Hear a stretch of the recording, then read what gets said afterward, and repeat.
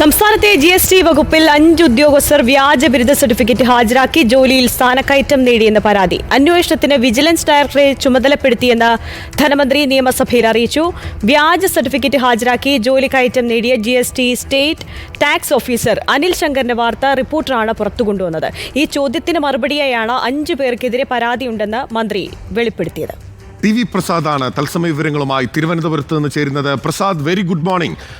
ഏറ്റവും പ്രധാനപ്പെട്ട കാര്യമാണ് ധനമന്ത്രി നിയമസഭയിൽ അറിയിച്ചിട്ടുള്ളത്. അട്ടിമുട്ടി തട്ടിപ്പുകൾ നടത്തി ഈ വിധത്തിൽ അനിൽ ശങ്കർ മാത്രമല്ല സ്ഥാനക്കയറ്റം നേടിയിട്ടുള്ളത് എന്നുള്ള വിവരമാണ് ഇപ്പോൾ പുറത്തു വന്നിരിക്കുന്നത്. റിപ്പോർട്ടർ അനിൽ ശങ്കറിന്റെ വാർത്ത പുറത്തുവിട്ടപ്പോൾ മന്ത്രി തന്നെ 5 പേരുടെ കാര്യം തുറന്ന് സമ്മതിക്കുകയാണ്. എന്താണ് ഈ നികുതി വകുപ്പുമായി ബന്ധപ്പെട്ട് GST വകുപ്പുമായി ബന്ധപ്പെട്ട് സംഭവിക്കുന്നത് എന്ന ചോദ്യമാണ് പ്രധാനമായും ഉയരുന്നത്. എന്തൊക്കെയാണ് മന്ത്രി നിയമസഭയെ പ്രധാനമായും അറിയിച്ചിട്ടുള്ളത് പ്രസാദ്?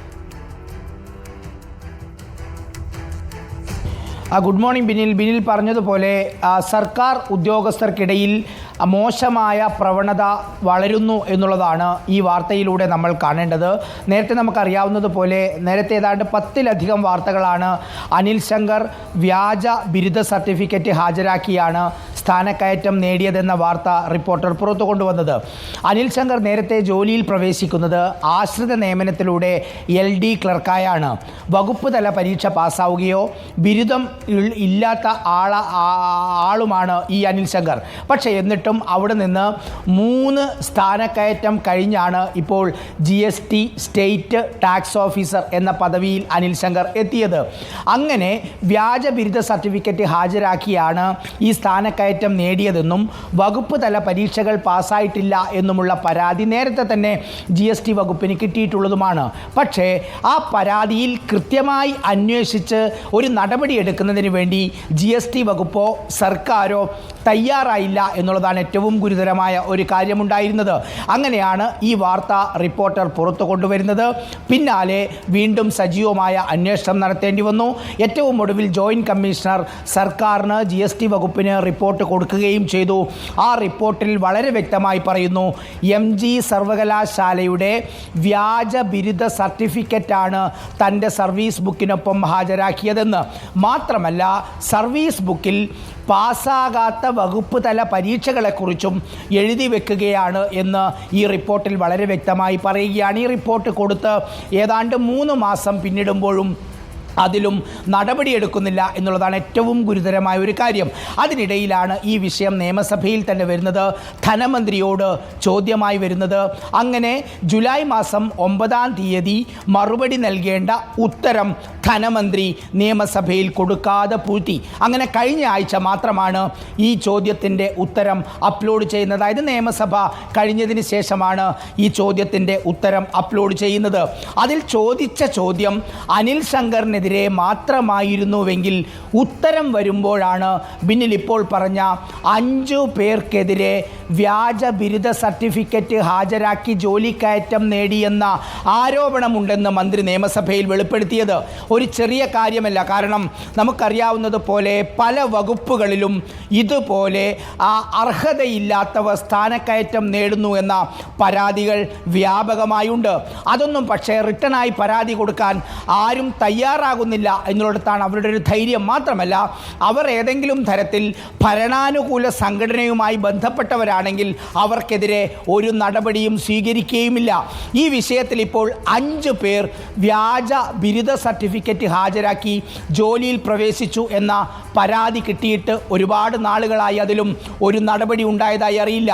പക്ഷേ ധനമന്ത്രി KN ബാലഗോപാൽ നിയമസഭയെ അറിയിച്ചത് ഈ പരാതി വിജിലൻസിന് കൈമാറി എന്നുള്ളതാണ്. അന്വേഷിക്കാനുള്ള നിർദ്ദേശം വിജിലൻസ് ഡയറക്ടർക്ക് കൊടുത്തു എന്നുള്ളതാണ്. ഒരു പക്ഷേ അതും കോൾഡ് സ്റ്റോറേജിലാവാനുള്ള സാധ്യതയാണ് കൂടുതൽ.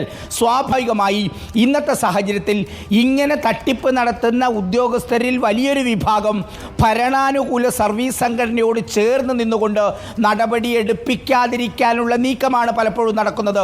അനിൽ ശങ്കറിൻ്റെ കാര്യത്തിലേക്ക് വന്നാൽ അനിൽ ശങ്കർ നേരത്തെ സജീവ കോൺഗ്രസ് പ്രവർത്തകനായിരുന്നു, കോൺഗ്രസ് അനുകൂല സംഘടനാ പ്രവർത്തകനായിരുന്നു. പക്ഷേ ഈ വിഷയം പരാതിയായി വന്നു. അന്വേഷണമായി വരുമ്പോഴേക്കും അനിൽ ശങ്കർ ഭരണാനുകൂല സംഘടനയിലേക്ക് ചേക്കേറുകയാണ്. അതിൻ്റെ സുരക്ഷിതത്വം ഒരുപക്ഷെ അനിൽ ശങ്കറിന് കിട്ടും എന്നുള്ളത് കൊണ്ട് തന്നെയായിരിക്കണം ഈ നീക്കം. അനിൽ ശങ്കറിന് അതിൻ്റെ ഗുണവും ഉണ്ടായി എന്നുള്ളതാണ് ബിനിൽ. അതായത് ഇതുവരെയും അനിൽ ശങ്കറിനെതിരെ ഒരു നടപടിയും സ്വീകരിച്ചില്ല.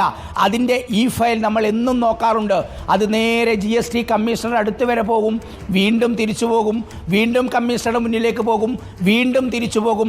ഇതേതെങ്കിലും കോൺഗ്രസ് അനുകൂല സർവീസ് സംഘടനാ നേതാവിനെതിരെ ആയിരുന്നെങ്കിൽ, അല്ലെങ്കിൽ ഒരു പ്രവർത്തകനെതിരെ ആയിരുന്നുവെങ്കിൽ അന്ന് തന്നെ നടപടിയെടുക്കേണ്ട കേസാണ്.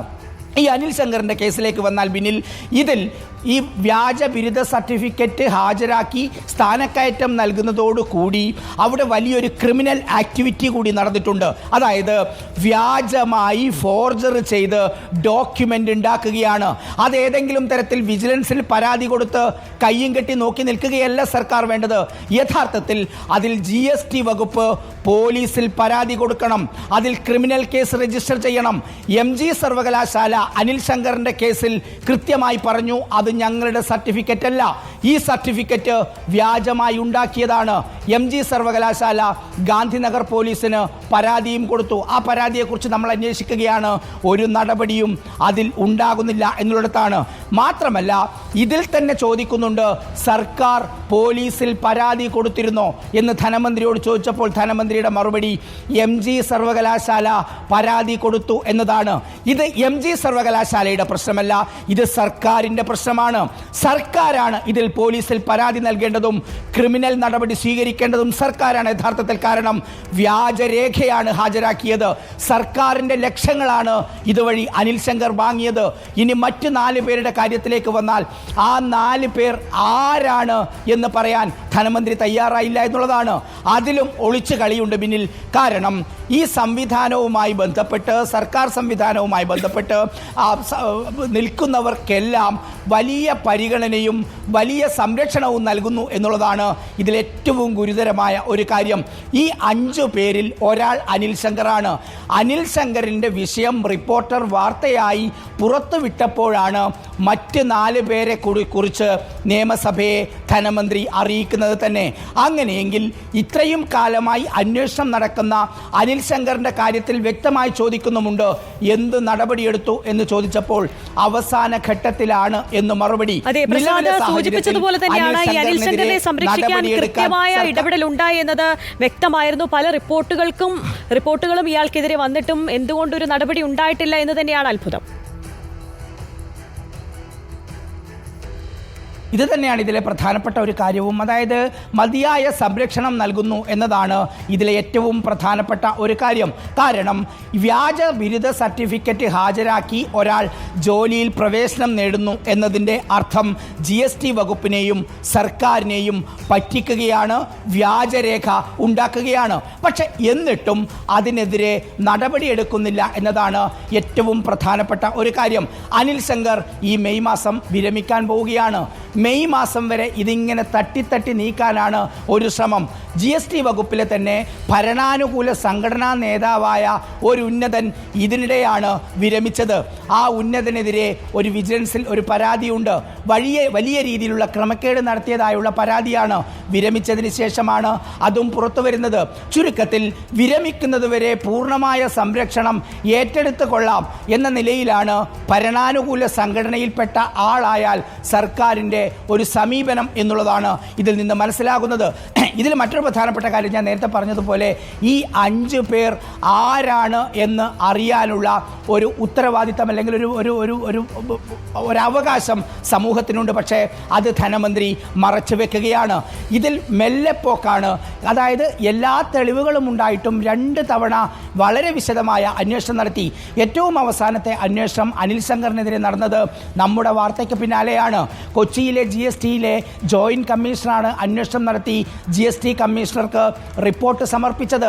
ആ റിപ്പോർട്ടടക്കം നമ്മളിപ്പോൾ പ്രസിദ്ധീകരിക്കുന്ന ഈ വാർത്തയുടെ ചോദ്യത്തിൻ്റെ ഉത്തരത്തിൻ്റെ കൂടെയുണ്ട്. അതോടൊപ്പം തന്നെ MG സർവകലാശാലയുടെ കത്തുണ്ട്. ഈ കാര്യങ്ങൾ പ്രസിദ്ധപ്പെടുത്തേണ്ടി വന്നു സർക്കാരിന്. പക്ഷേ അതിലെന്ത് നടപടിയെടുത്തു എന്ന് ചോദിച്ചാൽ ഒരു നടപടിയും ഇല്ല എന്നുള്ളത് വളരെ പ്രധാനപ്പെട്ട കാര്യമാണ്. ചരക്ക് സേവന നികുതിയിലെ തട്ടിപ്പുകൾ, വെട്ടിപ്പുകൾ എല്ലാം തന്നെ പുറത്തു കൊണ്ടുവരേണ്ട ഒരു ഉത്തരവാദിത്തപ്പെട്ട ഉദ്യോഗസ്ഥൻ തന്നെ തട്ടിപ്പ് നടത്തി വ്യാജ സർട്ടിഫിക്കറ്റുകൾ വെച്ചുകൊണ്ടാണ് സ്ഥാനക്കയറ്റങ്ങൾ ഉൾപ്പെടെ നേടിയതെന്നും അതുകൊണ്ട് തന്നെ ആ പദവിയിലിരിക്കാൻ പൊതുജനത്തിൻ്റെ നികുതിപ്പണം കൊണ്ട് ലഭിക്കുന്ന ശമ്പളം വാങ്ങാൻ ആ വ്യക്തി അർഹനല്ല എന്നുള്ള കാര്യം ഒരു വാർത്താമാധ്യമം നിരന്തരമായി ചൂണ്ടിക്കാട്ടുമ്പോഴും നിയമസഭയിൽ അത് എത്തുമ്പോൾ പോലും കൃത്യമായ ഇടപെടൽ സർക്കാരിൻ്റെ ഭാഗത്ത് നിന്നുണ്ടാകുന്നില്ല എന്നുള്ളത് മൊത്തം സർക്കാർ സംവിധാനത്തിൻ്റെ GST വകുപ്പിൻ്റെ ധനവകുപ്പിൻ്റെ പരാജയമായി തന്നെ കാണേണ്ടിയിരിക്കുന്നു. പ്രസാദ്, ഈ 5 പേരുടെ കാര്യം പറയുന്നു. അഞ്ചിലൊരാൾ അനിൽ ശങ്കറാണ്. മറ്റു 4 പേരുടെ വിവരങ്ങൾ പോലും പൊതുജനത്തിന് മുൻപിൽ നിയമസഭയിൽ പറയാൻ ധനമന്ത്രി തയ്യാറാകുന്നില്ല. നേരത്തെ പ്രസാദ് ചൂണ്ടിക്കാട്ടി അനിൽ ശങ്കർ നേരത്തെ മറ്റ് ഒരു സർവീസ് അനുകൂല സംഘടനകളുടെ ഭാഗമായിരുന്നു, ഇപ്പോൾ ഭരണാനുകൂല സർവീസ് സംഘടനയുടെ ഭാഗമാണ്. അതുകൊണ്ടാണ് രാഷ്ട്രീയ പൊളിറ്റിക്കൽ പ്രൊട്ടക്ഷൻ ലഭിക്കുന്നത് എന്ന്. ഈ മറ്റ് 4 പേർ ആരാണെന്ന വിധത്തിൽ നമുക്ക് സൂചനകൾ ലഭിച്ചിട്ടുണ്ടോ? അവർക്കും ഈ വിധത്തിലുള്ള രാഷ്ട്രീയ സംരക്ഷണമാണോ ലഭിക്കുന്നത്?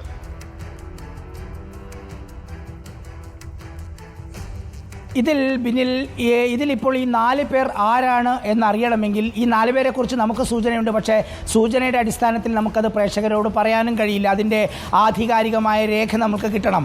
അനിൽ ശങ്കറിൻ്റെ കാര്യത്തിൽ അനിൽ ശങ്കർ സർവീസിൽ കയറിയത് മുതൽ ഇന്നോളമുള്ള മുഴുവൻ രേഖകളും കയ്യിൽ കിട്ടിയതിന് ശേഷം മാത്രമാണ് അനിൽ ശങ്കർ വ്യാജരേഖകൾ ഹാജരാക്കിയാണ് ജോലിയിൽ സ്ഥാനം കയറ്റം നേടിയത് എന്ന വാർത്ത നമ്മൾ പ്രസിദ്ധീകരിച്ചത്. ഇതിലിപ്പോൾ ഈ 4 പേരുടെ വിവരങ്ങൾ തേടിക്കൊണ്ട് നമ്മൾ ഇതിനകം തന്നെ വിവരാവകാശ നിയമം വഴി അപേക്ഷ കൊടുത്തിട്ടുണ്ട്. അത് കിട്ടുന്ന സമയത്ത് ഉറപ്പായും ഈ 4 പേരുടെ പേരുകൾ കിട്ടും എന്നാണ് നമ്മൾ പ്രതീക്ഷിക്കുന്നത്. ഒപ്പം അവർക്കെതിരായ നടപടിയുടെ വിശദാംശങ്ങളും അതിൻ്റെ നോട്ട് ഫയലും ഉൾപ്പെടെയുള്ള വിവരങ്ങളാണ് നമ്മൾ വിവരാവകാശ നിയമപ്രകാരം തേടിയത്. അതുമായി ബന്ധപ്പെട്ട കാര്യങ്ങൾ ഉടൻ പുറത്തു വരും എന്നുള്ളത് തന്നെയാണ് നമ്മൾ പ്രതീക്ഷിക്കുന്നത്. പക്ഷേ പുറത്തു വന്നാലും അനിൽ ശങ്കറിന് കിട്ടുന്ന ഒരു പരിഗണന അവർക്കും കിട്ടാനാണ് സാധ്യത എന്നുള്ളതാണ് പ്രാഥമികമായി നമ്മൾ മനസ്സിലാക്കുന്നത്. അങ്ങനെയല്ലായിരുന്നുവെങ്കിൽ വളരെ നേരത്തെ തന്നെ കിട്ടിയ പരാതികളിൽ എന്തുകൊണ്ട് നടപടി ഉണ്ടാകുന്നില്ല? ബിനിൽ, യഥാർത്ഥത്തിൽ ഒരു മാധ്യമം എന്ന നിലയിൽ ഒരു വിഷയം പൊതുസമൂഹത്തിൻ്റെ മുന്നാകെ വരുമ്പോൾ അതിൽ സർക്കാരിനുള്ള ഏറ്റവും പ്രധാനപ്പെട്ട ബാധ്യത അല്ലെങ്കിൽ ചുമതല എന്ന് പറയുന്നത് ആ ഒറ്റപ്പെട്ട സംഭവത്തിൽ നടപടിയെടുക്കുക എന്നുള്ളത് മാത്രമല്ല, ആ ഒറ്റപ്പെട്ട സംഭവം മറ്റിടങ്ങളിൽ നടന്നിട്ടുണ്ടോ എന്ന് പരിശോധിക്കുക കൂടിയാണ്. ഇതിപ്പോൾ GST വകുപ്പിൽ സ്റ്റേറ്റ് ടാക്സ് ഓഫീസറായ അനിൽ ശങ്കർ തട്ടിപ്പ് നടത്തിയാണ് സ്ഥാനക്കയറ്റം നേടിയതെന്ന് ഒരാൾ പരാതി കൊടുത്തതുകൊണ്ട് മാത്രമാണ് അനിൽ ശങ്കറിൻ്റെ വിവരങ്ങൾ നമുക്ക് പുറത്തേക്ക് കിട്ടിയത്. അങ്ങനെ എത്രയെത്ര ആളുകൾ നമ്മുടെ വിവിധ ഡിപ്പാർട്ട്മെൻറ്റുകളിൽ ഉണ്ടാകും.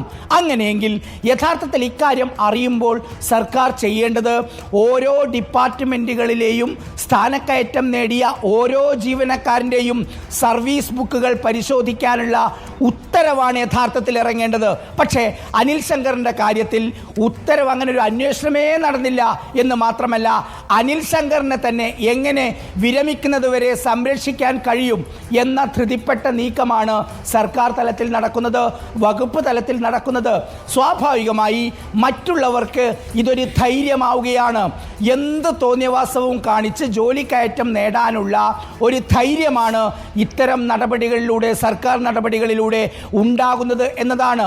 നേരത്തെ ബിനിൽ പറഞ്ഞത് ഇതിൽ ഏറ്റവും പ്രധാനപ്പെട്ട കാര്യമാണ്. അതായത് തട്ടിപ്പും വെട്ടിപ്പും നടത്തി നികുതി വെട്ടിക്കുന്നവരെ പിടിക്കേണ്ടവരാണ് GSTയിലെ ഈ പ്രധാനപ്പെട്ട ഉദ്യോഗസ്ഥർ എന്ന് പറയുന്നവർ. ഇവർ തന്നെ തട്ടിപ്പ് നടത്തിയാൽ എന്തായിരിക്കും സ്ഥിതി? ഈ അനിൽ ശങ്കറിൻ്റെ കാര്യം മാത്രമല്ല, നേരത്തെ ഞാൻ പറഞ്ഞതുപോലെ ഭരണാനുകൂല സംഘടനാ നേതാവായ ഒരാൾ വിരമിച്ചതിന് ശേഷം അയാളുടെ വിവരങ്ങൾ ഇപ്പോൾ പുറത്തേക്ക് വരുന്നുണ്ട്. അദ്ദേഹത്തിനെതിരെ വിജിലൻസ് കേസുകളുണ്ട്, മറ്റ് തട്ടിപ്പ് പരാതികളുണ്ട്. ചുരുക്കത്തിൽ ഞാൻ നേരത്തെ പറഞ്ഞത്, അതായത് വിരമിക്കുന്നതുവരെ പൂർണ്ണമായി സംരക്ഷണം കൊടുക്കുക എന്ന ഒരു സമീപനമാണ് സർക്കാരിൻ്റെ ഭാഗത്തുനിന്നുള്ളത്. യഥാർത്ഥത്തിൽ വ്യാജ ബിരുദ സർട്ടിഫിക്കറ്റ് ഹാജരാക്കുക, എഴുതാത്ത അല്ലെങ്കിൽ പാസ്സാകാത്ത വകുപ്പ് തല പരീക്ഷ പാസ്സായി എന്ന് കാണിച്ച് സർവീസ് എൻട്രിയിൽ, സർവീസ് ബുക്കിൽ എഴുതി ചേർക്കുക, അങ്ങനെ സ്ഥാനക്കയറ്റം നേടുക. യഥാർത്ഥത്തിൽ സർക്കാരിനെ ചതിച്ച് സർക്കാരിൻ്റെ ലക്ഷങ്ങൾ കീശയിലാക്കുന്ന ഇത്തരം തട്ടിപ്പുകാർക്കെതിരെ നടപടിയെടുക്കുന്നില്ല എന്ന് മാത്രമല്ല, അവരെ വിരമിക്കുന്നതുവരെ സംരക്ഷിക്കാനുള്ള ഒരു നടപടിയാണ് നമ്മൾ ചോദ്യം ചെയ്യുന്നത്. ഇതിലെ ഏറ്റവും പ്രധാനപ്പെട്ട ഒരു കാര്യം ഈ ഡിപ്പാർട്ട്മെൻറ്റുമായി ബന്ധപ്പെട്ട് അവർ പുലർത്തേണ്ട സത്യസന്ധതയാണ്. അവർ തന്നെയാണ് ഇത്തരത്തിൽ തരത്തിൽ വലിയ തട്ടിപ്പിന് അല്ലെങ്കിൽ വ്യാജ സർട്ടിഫിക്കറ്റ് ഹാജരാക്കി ജോലി കയറ്റം നേടുന്നത് എന്നുള്ളിടത്താണ് ഇതിൻ്റെ ഏറ്റവും ഗൗരവമുള്ള പ്രശ്നം ഇരിക്കുന്നത്. ബിനിൽ, ഇതിലിപ്പോൾ ഞാൻ നേരത്തെ പറഞ്ഞതുപോലെ അനിൽ ശങ്കറിൻ്റെ കേസ് വന്നാൽ അനിൽ ശങ്കറിനെ പോലെ ആരെങ്കിലും ജോലിയിൽ കയറിയിട്ടുണ്ടോ എന്നുള്ളതാണ് സർക്കാർ പരിശോധിക്കേണ്ടത്. അതുണ്ടാകുന്നില്ല. മറ്റൊരു പ്രധാനപ്പെട്ട കാര്യം, എല്ലാവർക്കും ഉണ്ടാകുന്നൊരു സംശയം, ഇദ്ദേഹം ഭരണാനുകൂല സംഘടനയുടെ നേതാവൊന്നുമല്ല, ഒരു പ്രവർത്തകൻ മാത്രമാണ്. പക്ഷെ അങ്ങനെയെങ്കിൽ ഈ അനിൽ ശങ്കറിനെ എന്തിന് ഈ സർവീസ് സംഘടനയും വകുപ്പും സർക്കാരും സംരക്ഷിക്കണം? അതിനും ഒരു ഉത്തരമുണ്ട് ബിനിൽ. കാരണം ഈ അനിൽ ശങ്കർ ഒറ്റയ്ക്കല്ല ഇത് ചെയ്തത്. അനിൽ ശങ്കറിൻ്റെ കൂടെ നിരവധി കൂട്ടാളികളുണ്ട്. അവരുടെ കൂടി സഹായത്തോടു കൂടിയാണ് ഈ വ്യാജ ബിരുദ സർട്ടിഫിക്കറ്റ് ഉണ്ടാക്കിയതും അത് സർവീസ് ബുക്കിൻ്റെ ഭാഗമാക്കിയതും. പാസ്സാകാത്ത വകുപ്പ് തല പരീക്ഷ പാസ്സായി എന്ന് സർവീസ് ബുക്കിൽ എഴുതി ചേർക്കാൻ അനിൽ ശങ്കർ മാത്രം വിചാരിച്ചാൽ കഴിയില്ല. അതിൽ മറ്റ് ചില ഉന്നത ഉദ്യോഗസ്ഥരുടെ സ്വാധീനം കൂടിയുണ്ട്. അനിൽ ശങ്കറിനെതിരെ നടപടിയെടുക്കാതിരിക്കാനുള്ള പ്രധാനപ്പെട്ട കാരണങ്ങളിലൊന്ന് അതുകൂടിയാണ്. കാരണം അനിൽ ശങ്കറിനെതിരെ നടപടിയെടുത്താൽ അവർക്കെതിരെ കൂടി നടപടിയെടുക്കേണ്ടി വരും എന്നതാണ് ഏറ്റവും പ്രധാനപ്പെട്ട കാര്യം. സർക്കാരിനെയും വകുപ്പിനെയും പാർട്ടിയെയും എല്ലാം പിന്നോട്ട് വലിപ്പിക്കുന്നതും ആ ഒരു ഭയം കൊണ്ടാണ്. മാത്രമല്ല ബിനിൽ, നമ്മൾ സംശയിക്കേണ്ടത് ഒരാൾക്ക് ജീവിതത്തിൽ ഒരു തെറ്റ് മാത്രമായി ചെയ്യാൻ കഴിയില്ല. തട്ടിപ്പ് നടത്തുന്ന ആൾ സ്വാഭാവികമായും ആ ജീവിതത്തിൽ അല്ലെങ്കിൽ ആ സർവീസിനിടയിൽ പല പല തട്ടിപ്പുകൾ അവർ ചെയ്തിട്ടുണ്ടാകും. അതുകൊണ്ടാണല്ലോ ഒരുപക്ഷെ ഒരുപാട് കാര്യങ്ങൾ, ഇത്തരം തട്ടിപ്പുകൾ നമുക്ക് റിപ്പോർട്ട് ചെയ്യാൻ കഴിയുന്നത് തന്നെ ഏതെങ്കിലും ഒരു തട്ടിപ്പായിരുന്നുവെങ്കിൽ അത് പിടിക്കപ്പെടുക വളരെ അപൂർവമാണ്. അങ്ങനെയെങ്കിൽ ഈ അനിൽ ശങ്കർ നടത്തിയ തട്ടിപ്പിന് സമാനമായി പല തട്ടിപ്പുകളും GST വകുപ്പിൽ ഉൾപ്പെടെ പല വകുപ്പുകളിലും നടക്കുന്നുണ്ടാകും. ഒരുപക്ഷെ ജോലി കയറ്റത്തിന് വേണ്ടി അർഹതയില്ലാത്തവർക്ക് ഇത് ചെയ്തു കൊടുക്കുന്ന ഒരു മാഫിയ ഇതിൻ്റെ പിന്നിൽ പ്രവർത്തിക്കുന്നുണ്ടാകാം. കാരണം സർവീസ് ബുക്ക് തിരുത്തുക, ഇല്ലാത്ത വ്യാജ ബിരുദ സർട്ടിഫിക്കറ്റ് ഉണ്ടെന്ന് കാണിച്ച് ജോലി കയറ്റം നേടിക്കൊടുക്കുക, ഇതൊരു അനിൽ ശങ്കറിൻ്റെ മാത്രം കാര്യമല്ലെന്ന് ധനമന്ത്രി മറുപടി പറഞ്ഞതിലൂടെ വ്യക്തമായി കഴിഞ്ഞു. 5 പേർക്കെതിരെ ആരോപണമുണ്ട്. അതൊരൊറ്റ ഡിപ്പാർട്ട്മെൻറ്റിൽ മാത്രം. മറ്റ് ഡിപ്പാർട്ട്മെൻറ്റുകളിലെയും ബന്ധിപ്പിക്കുന്ന ഒരു കണ്ണി ഒരുപക്ഷെ ഈ വ്യാജ ബിരുദ സർട്ടിഫിക്കറ്റ് മാഫിയയായി ഈ സർക്കാർ തലത്തിൽ പ്രവർത്തിക്കുന്നുണ്ട് എന്നുള്ളതാണ്. ബിനിൽ, നമുക്കുള്ള ഏറ്റവും പ്രധാനപ്പെട്ട പരിമിതി, നമ്മളൊരു 100 കാര്യങ്ങൾ അറിഞ്ഞാൽ അതിലൊരു പക്ഷേ 2 or 3 എണ്ണം മാത്രമേ നമുക്ക് റിപ്പോർട്ട് ചെയ്യാൻ കഴിയൂ. അതിൻ്റെ പ്രധാനപ്പെട്ട കാരണം ഈ കേൾക്കുന്ന കാര്യങ്ങൾക്ക് മതിയായ തെളിവുകൾ ശേഖരിക്കാൻ നമുക്ക് പറ്റുന്നില്ല എന്നുള്ളതാണ്. എന്തോ ഭാഗ്യം കൊണ്ടൊരു വിവരാവകാശ നിയമം ഉള്ളതുകൊണ്ട് അത്യാവശ്യം രേഖകൾ നമുക്ക് കിട്ടുന്നു. ചില ഓഫീസുകളിൽ നിന്ന് ചില ഉദ്യോഗസ്ഥർ ആ ഫയൽ നമുക്ക് എത്തിച്ചു തരുന്നു. അങ്ങനെയൊക്കെയാണ് പല വിവരങ്ങളും പുറത്തു വരുന്നത്. കൃത്യമായ രേഖകളില്ലാതെ സംസ്ഥാനത്ത് നടക്കുന്ന ഒരുപാട് തട്ടിപ്പുകളും ബിനാമി ഇടപാടുകളും എല്ലാം ഉണ്ട്. അത് നമുക്ക് പുറത്ത് കിട്ടാതിരിക്കാനുള്ള അല്ലെങ്കിൽ റിപ്പോർട്ട് ചെയ്യാൻ പറ്റാതിരിക്കാനുള്ള ഒരു കാരണം മതിയായ തെളിവില്ലായ്മയാണ്. മതിയായ തെളിവുകളോടെ കൃത്യമായ ഡോക്യുമെൻ്റോടെ അനിൽ ശങ്കറിൻ്റെ വാർത്ത നമ്മൾ പുറത്തു വിട്ടതുകൊണ്ട് ധനമന്ത്രിക്ക് നിയമസഭയിൽ മറുപടി പറയേണ്ടി വന്നു. നമുക്കതിൽ ആധികാരികമായി റിപ്പോർട്ട് ചെയ്യാൻ കഴിഞ്ഞു. പക്ഷേ ഈ പറയുന്ന സർക്കാർ സംവിധാനത്തിന് ഇത് കണ്ടെത്താൻ കഴിയും. എല്ലാം പുറത്തു കൊണ്ടുവരിക എന്നുള്ളത് മാധ്യമങ്ങൾക്ക് കഴിയാത്തൊരു കാര്യമാണ്. അനിൽ ശങ്കർ വ്യാജ ബിരുദ സർട്ടിഫിക്കറ്റ് ഹാജരാക്കി ജോലിയിൽ സ്ഥാനക്കയറ്റം നേടിയെന്ന് കണ്ടെത്തിയാൽ ഞാൻ നേരത്തെ പറഞ്ഞതുപോലെ സർക്കാർ ചെയ്യേണ്ടത് ഈ ഡിപ്പാർട്ട്മെൻറ്റിൽ വേറെ ആരെങ്കിലും ഇങ്ങനെ ചെയ്തിട്ടുണ്ടോ എന്ന് പരിശോധിക്കലാണ്. അത് നടന്നിട്ടില്ല. വേറെ ഏതെങ്കിലും വകുപ്പുകളിൽ ഈ അനിൽ ശങ്കറിന് സമാനമായ സംഭവങ്ങൾ നടന്നിട്ടുണ്ടോ എന്നത് പരിശോധിക്കേണ്ടതാണ്. അതും ഉണ്ടായിട്ടില്ല. ചുരുക്കത്തിൽ ഈ അനിൽ ശങ്കറിനെ തന്നെ സംരക്ഷിക്കുകയാണ് സർക്കാർ. ബന്ധപ്പെട്ട ആരാണോ ഈ പറയുന്ന വ്യാജ സർട്ടിഫിക്കറ്റ് ഹാജരാക്കിയത് അയാൾ തന്നെ ഇപ്പോഴും സുരക്ഷിതനായി ജോലിയിൽ തുടരുകയാണ് എന്നുള്ളതാണ് ഇതിലേറ്റവും ഗൗരവമുള്ള ഒരു കാര്യം. പ്രസാദ്, വളരെ പ്രധാനപ്പെട്ട ഒരു കാര്യമാണ്. ഗൗരവമുള്ള ഒരു കാര്യം പ്രസാദ് ചൂണ്ടിക്കാട്ടുമ്പോൾ തന്നെ ഈ വ്യക്തി ക്രമക്കേട് നടത്തിക്കൊണ്ട് സ്ഥാനക്കയറ്റം നേടുന്നു, വ്യാജ ബിരുദ സർട്ടിഫിക്കറ്റ് ഹാജരാക്കുന്നു, ഏതെല്ലാം തലത്തിൽ ക്രമക്കേടുകൾ സ്വന്തം സ്ഥാനക്കയറ്റത്തിന് വേണ്ടി അനധികൃത പ്രമോഷന് വേണ്ടി ഉപയോഗിച്ചിട്ടുണ്ട് എന്നുള്ളതിൻ്റെ പല കാര്യങ്ങൾ റിപ്പോർട്ട് പുറത്തുവിട്ടിരുന്നു. പക്ഷെ പല കാര്യങ്ങളും ഇപ്പോഴും ഇരുട്ടിൽ തന്നെ നിൽക്കുകയാണ്. പ്രസാദ്, അങ്ങനെയാണെങ്കിൽ ഈ ഉദ്യോഗസ്ഥൻ ചെയ്തിട്ടുള്ള നടപടികൾ, ഈ ഉദ്യോഗസ്ഥൻ GST വകുപ്പിന്റെ ഉത്തരവാദിത്തപ്പെട്ട ഒരു പദവിയിൽ നിന്ന് നടത്തിക്കൊണ്ട് ചെയ്തിട്ടുള്ള കാര്യങ്ങളെല്ലാം തന്നെ വിശദമായ പരിശോധനയ്ക്ക് വിധേയമാക്കേണ്ടതല്ലേ? ആദ്യഘട്ടത്തിൽ അദ്ദേഹത്തിനെതിരെ കൃത്യമായ നടപടി ഉണ്ടാകണം. അതിനോടൊപ്പം തന്നെ ഈ വ്യക്തിയുടെ ഇടപാടുകൾ, ഈ വ്യക്തി നൽകിയിട്ടുള്ള ഉത്തരവുകൾ ഉൾപ്പെടെ വളരെ വിശദമായി പരിശോധിക്കേണ്ടതുണ്ട്. വിദേശ രാജ്യങ്ങളിൽ ഉൾപ്പെടെ അങ്ങനെ ഒരു കീഴ്വഴക്കം ഉണ്ട്, പലയിടത്തും നമ്മളത് കണ്ടിട്ടുണ്ട്. കാരണം തട്ടിപ്പ് നടത്തിയിട്ടുള്ളവർ പല ഘട്ടങ്ങളിൽ തട്ടിപ്പ് നടത്തുമെന്ന് പ്രസാദ് ചൂണ്ടിക്കാട്ടിയ ഉദാഹരണം തന്നെയാണ് അതിനെടുത്തു പറയേണ്ടത്. ആ ഘട്ടത്തിലേക്ക് സർക്കാർ എത്തുന്നില്ല എന്നുള്ളത് നികുതി വകുപ്പ് പോലെ വളരെ പ്രധാനപ്പെട്ട ഒരു വകുപ്പിന്റെ, നോക്കൂ, നമ്മുടെ സംസ്ഥാനത്തിന്റെ ഏറ്റവും പ്രധാനപ്പെട്ട വരുമാനങ്ങളിൽ ഒന്നാണ്, എല്ലാവരുടെയും വരുമാനങ്ങളിൽ ഒന്നാണ് നികുതി എന്ന് പറയുന്നത്. GST എന്ന് പറയുന്നത് വലിയ രീതിയിൽ സർക്കാരിന്റെ മൂലധനത്തിന്റെ ഭാഗമാണ്. അപ്പോൾ അത്തരം പ്രധാനപ്പെട്ട ഒരു വകുപ്പിൽ നിൽക്കുന്ന ഉദ്യോഗസ്ഥന്റെ തട്ടിപ്പ് കണ്ടെത്താത്തത് അത് പൊതുഖജനാവിന് തന്നെ ഒരു വലിയ പ്രശ്നമായി നിൽക്കുന്നു എന്ന കാര്യം എന്തുകൊണ്ടാണ് സർക്കാരും ധനമന്ത്രിയും മനസ്സിലാക്കാത്തത്? ബിനിൽ, ഇത് മനസ്സിലാക്കാത്തതിൻ്റെ പ്രശ്നമല്ല, അദ്ദേഹത്തെ സംരക്ഷിക്കേണ്ട ഉത്തരവാദിത്തം സർക്കാരിനോ അതല്ലെങ്കിൽ വകുപ്പിനോ മന്ത്രിക്കോ പാർട്ടിക്കോ തന്നെ ഉണ്ട് എന്നുള്ളതാണ് ഇതിൽ നിന്ന് മനസ്സിലാക്കാൻ കഴിയുന്നത്. ബിനിൽ, ഇതിൻ്റെ മറ്റൊരു തലത്തിലേക്ക് നമ്മൾ നമ്മുടെ ഒരു ചിന്തയെ കൊണ്ടുപോകണം. അതായത് നമ്മളിപ്പോൾ റിപ്പോർട്ട് ചെയ്യുന്നത് എന്താ? ഇദ്ദേഹം LD ക്ലർക്കായി കയറി, ഒരു പ്രൊമോഷനും അർഹതയില്ല. കാരണം വകുപ്പ് തല പരീക്ഷ പാസ്സാവേണ്ടത് പാസ്സായില്ല, വ്യാജ ബിരുദ സർട്ടിഫിക്കറ്റ് ഹാജരാക്കി, UD ക്ലർക്കായി, പിന്നീട് ഒരു പടി കൂടി കടന്ന്, അവിടുന്ന് ഒരു പടി കൂടി കടന്ന് സ്റ്റേറ്റ് ടാക്സ് ഓഫീസറായി മാറുന്നു. ഇത്രയും സ്റ്റെപ്പുകളാണ് കയറി വന്നത്. ഈ LD ക്ലർക്ക് വരെയാണ് അനിൽ ശങ്കർ യഥാർത്ഥ അനിൽ ശങ്കറായി ജോലിയിൽ കയറിയിട്ടുള്ളത്. അത് PSC വഴി വന്നതല്ല, ആശ്രിത നിയമനം കിട്ടിയതാണ്. ശരി, നിയമം വഴി തന്നെ വന്നതാണ്. അങ്ങനെ LD ക്ലർക്കായി കിട്ടിയ ഒരാൾ വ്യാജമായി പാസ്സാകാത്ത വകുപ്പ് തല പരീക്ഷ പാസ്സായി എന്ന് കാണിച്ച് വകുപ്പ് തല പരീക്ഷ പാസ്സായി എന്ന് കാണിച്ച് UD ക്ലർക്കാകുന്നു. അങ്ങനെയെങ്കിൽ പിന്നിൽ നമുക്കുള്ള ഒരു പ്രധാനപ്പെട്ട ആശങ്ക, ഇയാൾ LD ക്ലർക്ക് ആയതിനു ശേഷം UD ക്ലർക്ക് തുടങ്ങി സ്റ്റേറ്റ് ടാക്സ് ഓഫീസർ ആകുന്നത് വരെ ഇയാൾ ചെയ്തതെല്ലാം വ്യാജമാണ്. സ്വാഭാവികമായി ഏതെങ്കിലും ഒരാളുടെ നികുതി വെട്ടിപ്പ് ഇയാൾ കണ്ടെത്തിയെങ്കിൽ ആ നികുതി വെട്ടിപ്പിന് ഇരയായ ഒരാൾ അല്ലെങ്കിൽ ആ നികുതി വെട്ടിപ്പ് നടത്തിയ ഒരാൾ കോടതിയെ സമീപിക്കുകയാണെങ്കിൽ അയാളുടെ പണം സർക്കാരിന് തിരിച്ചു കൊടുക്കേണ്ടി വരില്ലേ? ഇയാൾ ചെയ്ത ഓരോ നടപടിയും പിന്നീട് സർക്കാരിൻ്റെ മുന്നിൽ ചോദ്യചിഹ്നമായി വരികയില്ലേ? അതാണ് ഇതിൻ്റെ ഏറ്റവും ഗൗരവമായ ഒരു കാര്യം. ഉത്തരവാദിത്തപ്പെട്ട പദവികളിലേക്ക് എത്തുന്നതോടുകൂടി അതിൽ സർക്കാർ മറുപടി പറയേണ്ട, നമ്മുടെ സിസ്റ്റം തന്നെ താറുമാറാകുന്ന നിലയിലേക്ക് കാര്യങ്ങൾ വരികയാണ്. പക്ഷേ അതിൻ്റെ ഗൗരവത്തോടെയല്ല സർക്കാരും അതുപോലെ തന്നെ വകുപ്പും ഈ വിഷയത്തെ കൈകാര്യം ചെയ്യുന്നത് എന്നുള്ളിടത്താണ് ഈ വാർത്തയുടെ ഏറ്റവും പ്രധാനപ്പെട്ട പ്രസക്തി. ബിനിൽ, നമ്മൾ പിന്നോട്ട് പോകുന്നില്ല. ഇതിൻ്റെ ഓരോ വിവരങ്ങളും ഞങ്ങൾ പ്രേക്ഷകരുടെ മുന്നിലേക്ക് എത്തിക്കും. അനിൽ ശങ്കറിനെതിരെ നടപടിയെടുക്കുന്നത് വരെ, മറ്റ് 5 പേർക്കെതിരായ നടപടി എന്തായി എന്നന്വേഷിക്കുന്നത് വരെ, മറ്റ് ഡിപ്പാർട്ട്മെൻറ്റിൽ ഏതെങ്കിലും തരത്തിൽ വ്യാജ സർട്ടിഫിക്കറ്റ് ഹാജരാക്കി ജോലിക്കയറ്റം നേടിയിട്ടുണ്ടോ എന്ന് അന്വേഷിക്കുന്നത് വരെ നമ്മളിത് പറഞ്ഞുകൊണ്ടേയിരിക്കും. ബിനിൽ.